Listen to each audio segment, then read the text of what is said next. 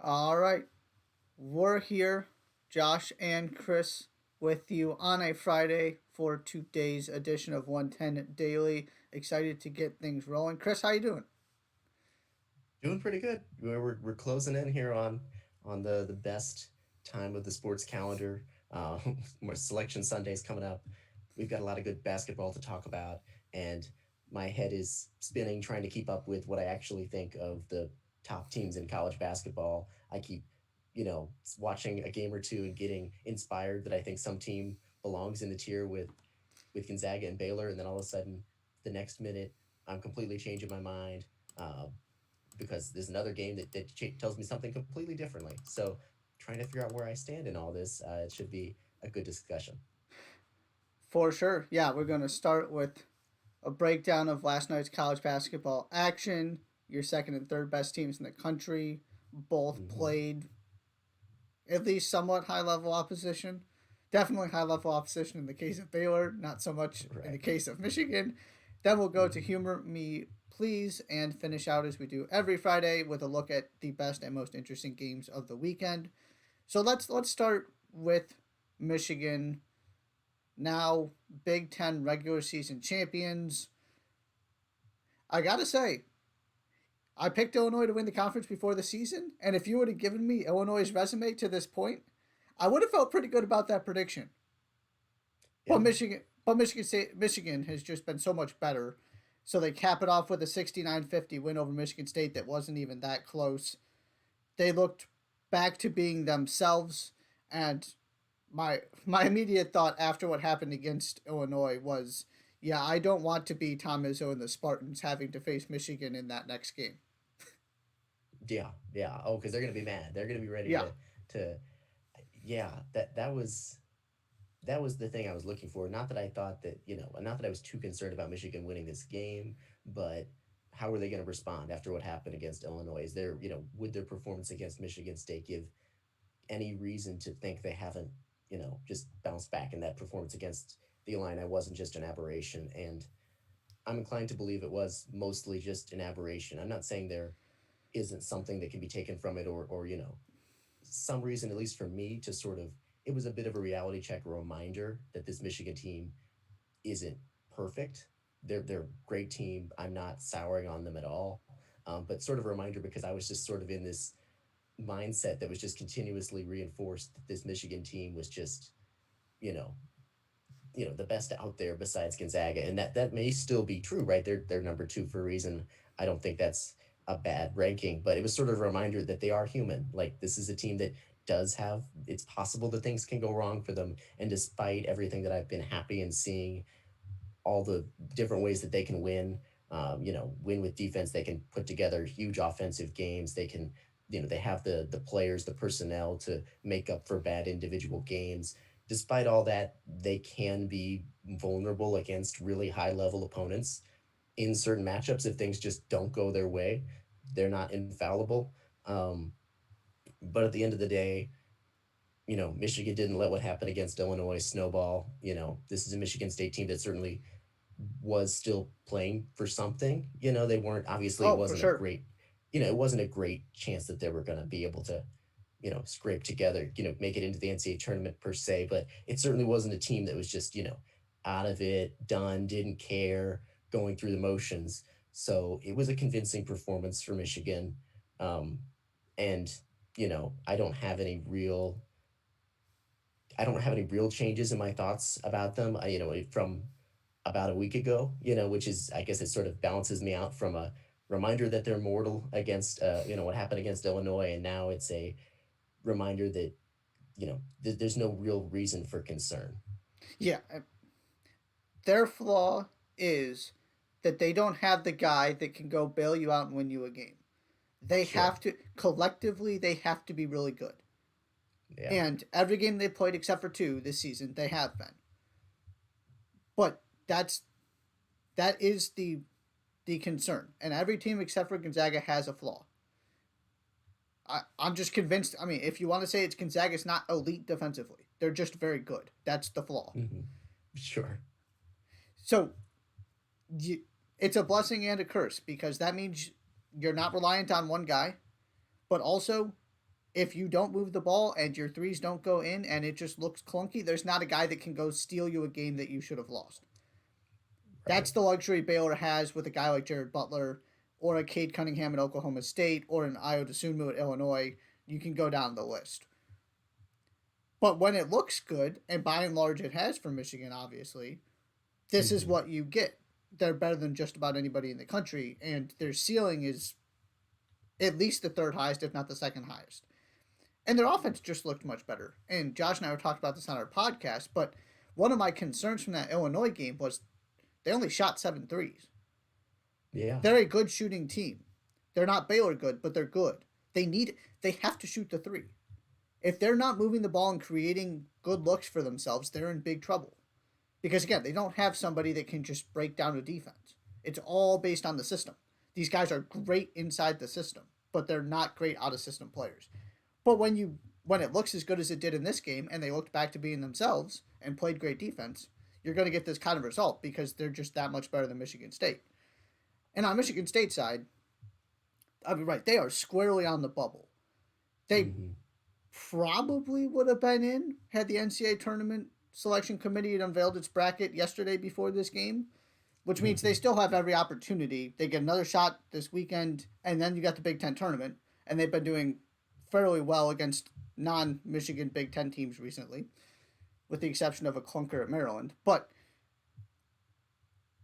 one of the reasons for that is that they've been playing better is their defense has improved. Aaron Henry's been phenomenal, but Aaron Henry has also gotten help. There was not another player on that roster in double figures. Now, part of that Yeah. had to do with the fact that they were down so much. Izzo kind of threw in the towel at the end, and I think Jack Hoiberg was out there. Shout out to Jack Hoiberg. So it was a little bit skewed because your best 5 players weren't playing all 40 minutes. But the point is the same. They're not beating Michigan if nobody else is helping. Aaron Henry was good. He wasn't incredible. He was good enough. He was clearly their best player and was the most impactful player on their side. If you want to find a way to get in the NCAA tournament, somebody's got to help them. Yeah. And they just got nothing, which is again a credit to Michigan's individual and collective defense. That there's no obvious hole there. Those guys can really guard. So that on the Michigan State side, that's my concern because Michigan, we could talk about the regular season title. I was not going to overreact to Illinois. They came Mm-hmm. out and did exactly what I expected them to do. I just don't know. And Josh and I were also talking about this. I'm curious what your thoughts are. I just Mm-hmm. don't know what to make of them. I would rather have them lose a close game and just say, hey, we missed a couple shots in the last minute. It happens. But Yeah. when it looks bad, it looks so bad. And they don't, otherwise, they win every game they play. Right. Not all as convincing as this one. They had the close win over Ohio State and things. But that almost kind of scares me that eventually they're probably going to lose a close game. Right. We haven't actually seen them get a close game where they came up short because they either look perfect and everything's going Right. great, or it just everything falls apart, and that can be concerning. Or you can just sort of write it off collectively because it's just like, well, everything just didn't work, so Right. nothing was going to work. But it's happened twice now. Yeah. I want consistency, which is why I'm starting to get very much back on the show me somebody can actually play with Gonzaga train. Mm-hmm. Because Gonzaga does not have this issue. Baylor had a couple bad games coming out of the COVID pause before they started to pull things together, Mm-hmm. and Michigan had this one, the Illinois one and the Minnesota one where they got run out of the building. That kind of scares me. Mm-hmm. I would rather have the team that, okay, maybe they don't look quite as great as Michigan does when Michigan's firing on all cylinders, but also I know that they can be competitive in any game. Right? We've seen 2 times where Michigan is just not competitive at all. Right.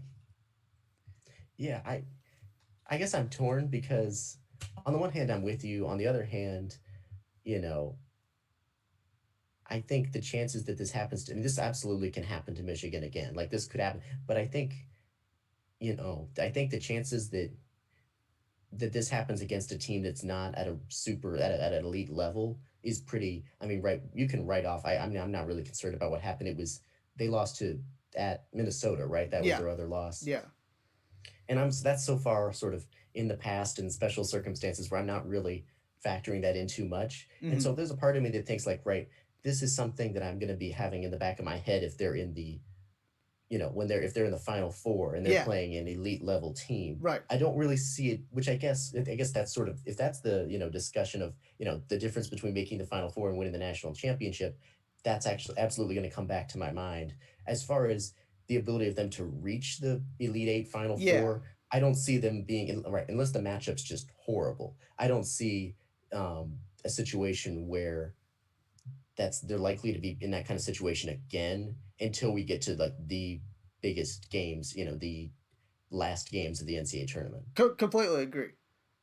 And that's why, especially after what we saw last night from Baylor, I am very much on the Baylor is the second best team in the country, second most likely to win the national championship train. Mm-hmm. Yeah, and I certainly I don't think I really disagree with that. I think, and it also kind of comes down to how you value in terms of winning the national championship.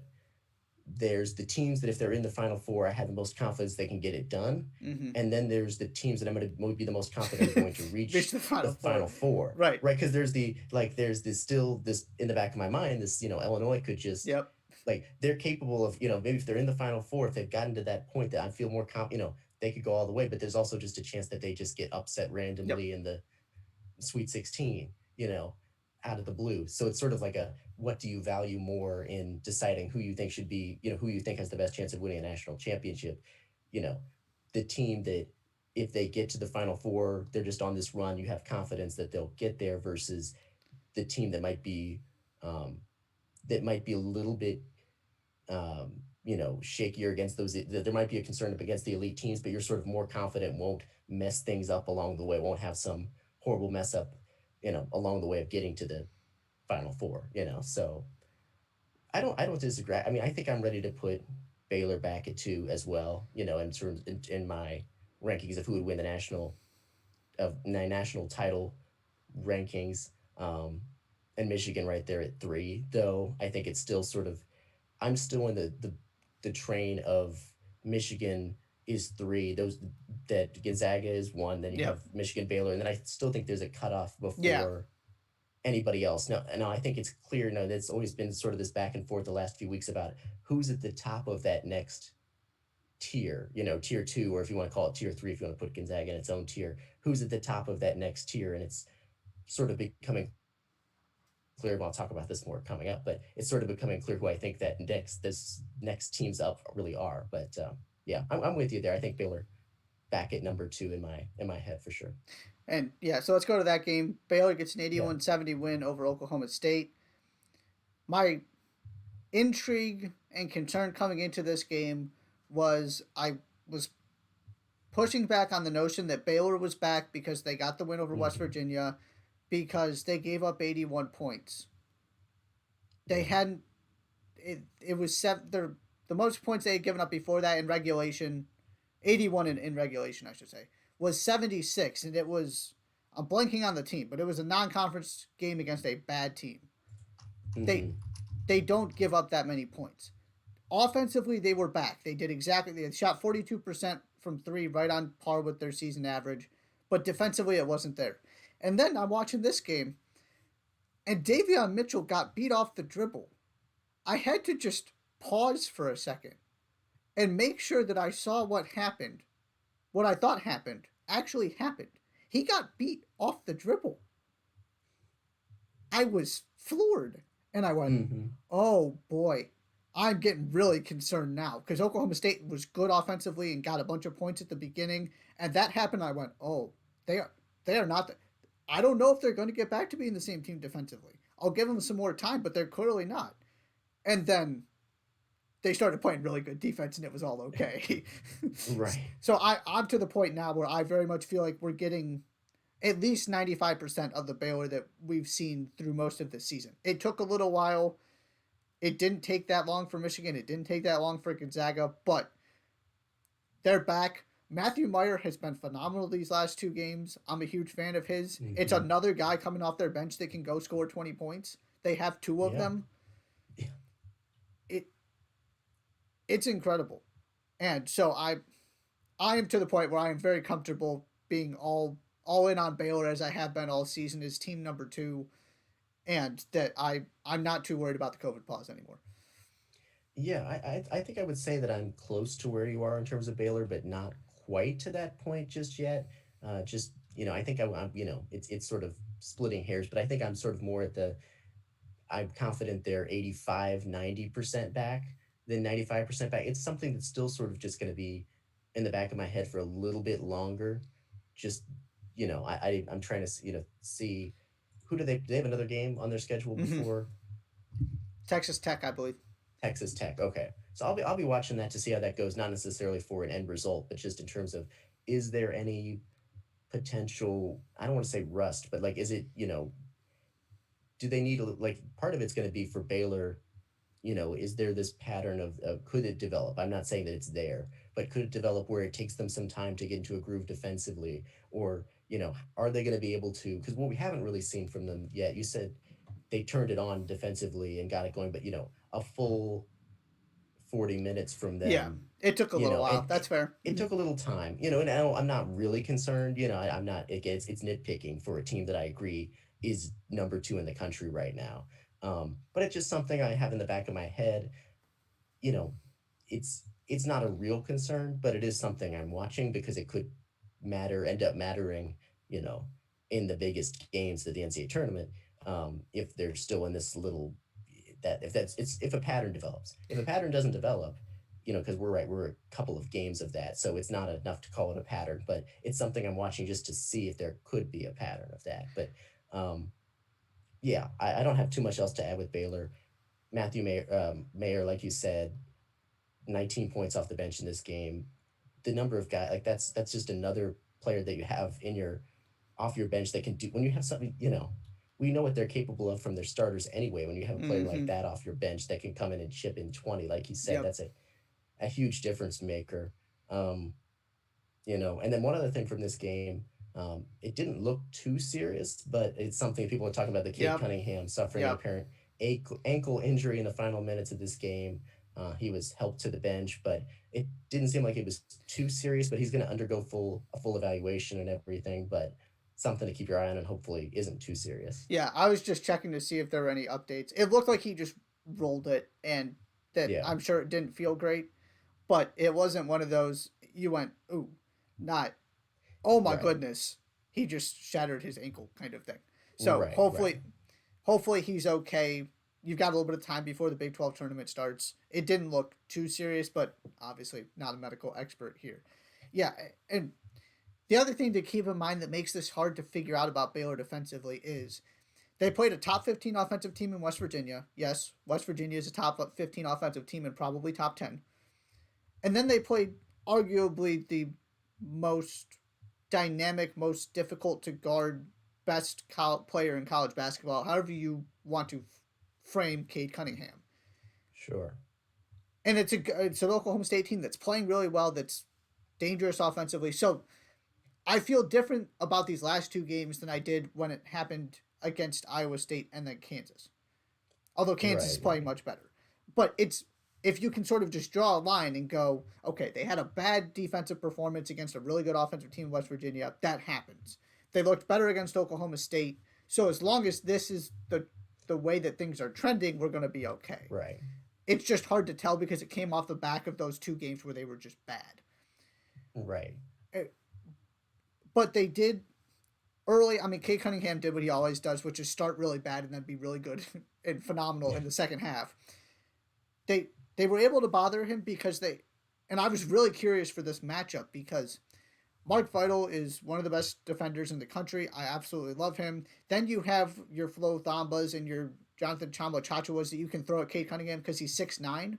Baylor is pretty well equipped to guard a guy like him to the extent that you can guard Cade Cunningham.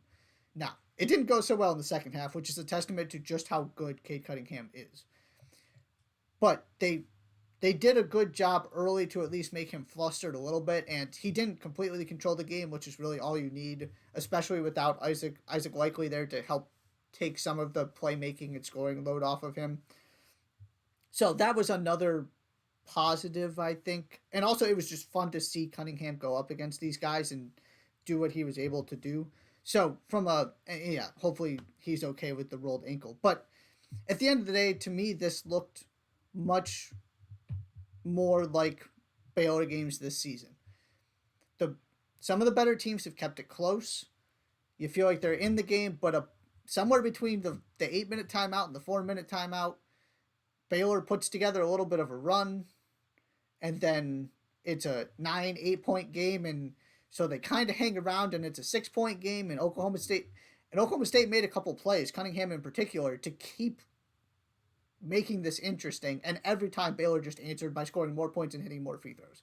So that it just felt like what I've seen from Baylor before. That yeah, the great teams might be able to hang around, and I'm really high on this Oklahoma State team, but when push comes to shove at the before we get to the final possessions of the game, again, the final 5-6 minutes, they do such a good job of just saying, okay, we're going to take control now. We're not going to be up 15, but we'll be up 7, and you'll never feel like it's really in danger no matter what you do offensively, because we'll just answer everything. Yeah, yeah, and I think part of it with my sort of thoughts with them is a little bit unfair because right, if these were performances not coming off of Baylor's struggles that they had, then I wouldn't Mm-hmm. bat an eye. It Right. was sort of just I had set the bar, Yep. not the bar so high, but I was just sort of like looking for like a not that it's fair to expect this from some sort of like perfect bounce back to peak Baylor in every single way, 40 minutes from the jump, and we didn't see that, but like you can't really expect. I mean, that doesn't But take away from how good they are. right, Like, but Gonzaga did it. That's my thing. Is that yeah, I've been pessimistic about basically every other team because Gonzaga looked transitioned out of their break. They played Iowa right. and almost ran them off the floor, and pretty much did in the first half, and then Iowa kind of made it interesting. But that's the bar, because that's the Hmm. discussion I'm interested in. Is can anybody play with these guys, or is this going to be incredibly boring and Gonzaga's just going to steamroll everybody, and we're never going to feel like there's any question who's winning the national title. So yeah, it's unfair, but that's the world we're living in. I'm right there with you. Right. That's the way you have to look Right. at it.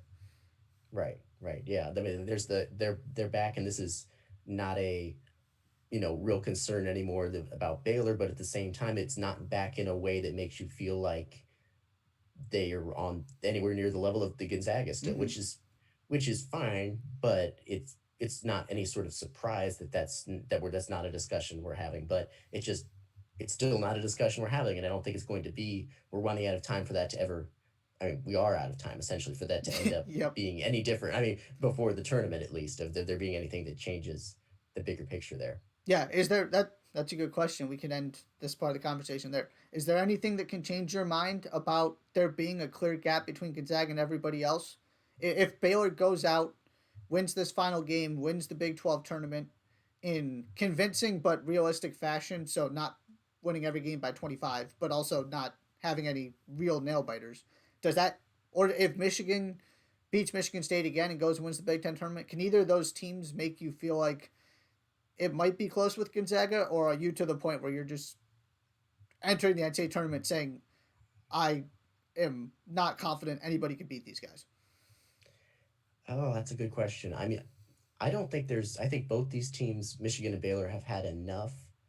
I mean, the bar is so high, right? Like Mm-hmm. normally a little blip on the radar, like what Michigan had, would be not that big of a deal. But when you're talking about comparing it to an undefeated Gonzaga team that just isn't making it close with anybody, I feel like there's not much. I feel like there's a chance, sort of semantics about how you talk about it. I feel like there's a chance that if one of those teams or both of those teams do what you just said, goes and wins everything they can leading up to the NCAA tournament, where I could consider putting them in a tier with Gonzaga in terms of the 1A, 1B, 1C thing.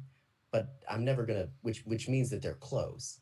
So I guess the answer is like I can consider them close, but there's nothing that can really be done for me to believe that they're so close that they belong in the exact same tier, if that makes sense. Like, Mm-hmm. you know, it's how you look at it, and I'm certainly going to be Yeah, I mean, I guess I'm hedging a little bit, but I think the answer for me is no. There's nothing really. There's things that those two teams could do that'll make it close to close in my head, but not actually close as in they belong in the exact same tier. How Yeah. about you? Uh, for me, it would have to be Gonzaga losing to a bad WCC team in their conference Oh, tournament, sure. pretty much. Yeah, yeah, that's a good point. Yeah, if That, that happened. right. If they have an inexplicable game like Michigan's had and Baylor kind of had against Iowa State, where you can't point to them and say Gonzaga doesn't do that, Hmm. then I might need to reconsider a little bit.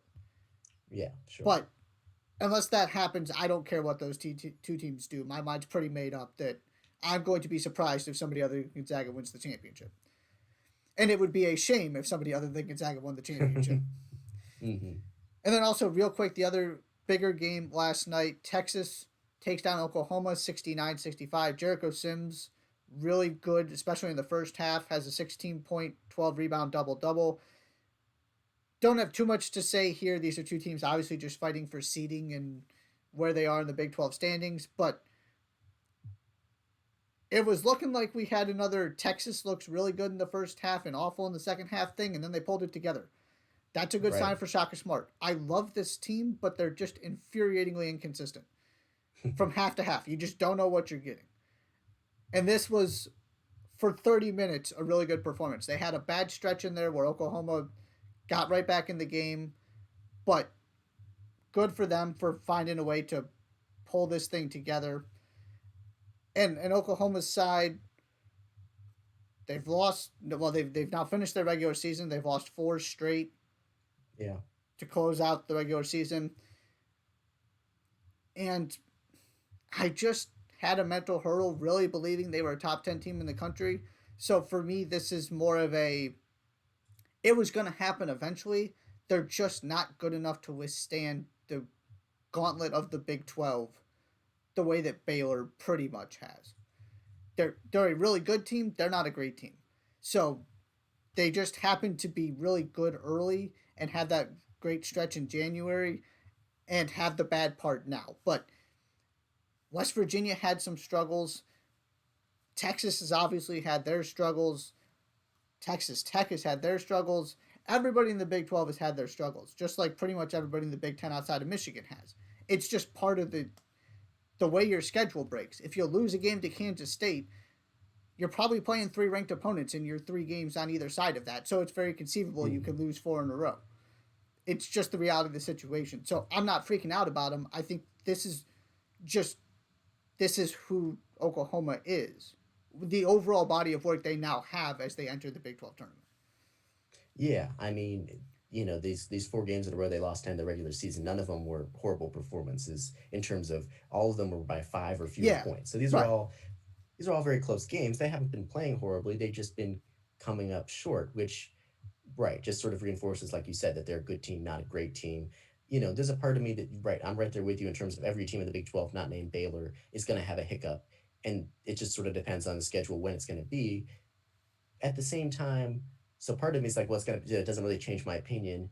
At the same time, I sort of battle with myself internally on how much stock to put into the timing of it Mm-hmm. because as much as you can look at the as for a resume from a resume perspective, when that hiccup is doesn't really matter. Like Yep. it doesn't really matter if that schedule just happened to be the middle of the season, the end of the regular season. From a momentum perspective, and Mm-hmm. sometimes this matters, sometimes it doesn't. So it's so hard to definitively say. From a momentum perspective, I think it obviously it does. It can make a difference that it's at the end of the season here because they're just not playing. They're just continually coming up short against other very good teams. So, you know, will they win a game or two in the NCAA tournament and then run into a really good team and then just come up short? I mean, it's certainly that might be the prediction even for them. But so I'm not taking too much stock in it, but I am sort of the fact that it's happening now does mean something to me, even though Absolutely. that fair or not, Yeah. uh, and then as far as Texas, like you said, really solid win. They've won three of four. Like you said, they looked like they were losing their grip on this game in the second half. Courtney Ramey stepped up with clutch plays down the stretch. This is a team that is peaking at this, to flip it around, this is a team that is peaking at the right time. Um, they got a very high ceiling entering the NCAA Mm-hmm. tournament with their size, with their athletic ability. I think there is a very high ceiling. I'm not saying that I'm going to be predicting them to get necessarily reach that ceiling because, of course, like every other team in the Big 12, like you said, there's weaknesses. It's not the team that you can have the utmost confidence in, but it is a team that I'm optimistic on, and I see a scenario which they are able to make a deep NCAA tournament run for sure. Yeah, and the last thing I'll say here, since we talked about both the Big Ten and the Big 12, you're not gonna be able to convince me the Big 12 is better than the Big Ten. The Big Ten's the best conference in the country. Yeah, But yeah, if you want to make an argument from the Big 12, to me it is very simple. 70% of the conference can absolutely make the Sweet 16. yeah. 70% of the conference. That is why I love the Big 12. You don't just have Mhm. 7 NCAA tournament teams.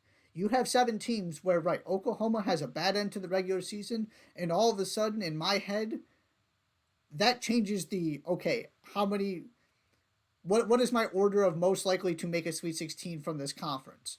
And it can Mhm. drop you 3 or 4 spots. Yeah, Maybe not that extreme, but you get the point. right. It's why I love this conference is that the seventh team is just so incredible and they don't have 14 so they all play each other all the time. It's Yeah, it's phenomenal. Right? I mean look at Texas Tech and Oklahoma State. yeah. It's it's remarkable. So Mhm. I'm very excited and I don't think the Big 12's getting 7, but it's not out of the realm of possibility that 7 of the 16 teams left remaining are from the Big 12. Yeah, yeah. I mean, it wouldn't stun me. Yeah, it wouldn't be undeserved. There you have it. College basketball recap. We're going to take a quick break. When we come back, humor me, please. You're watching 110 Daily on the 110 Sports Network.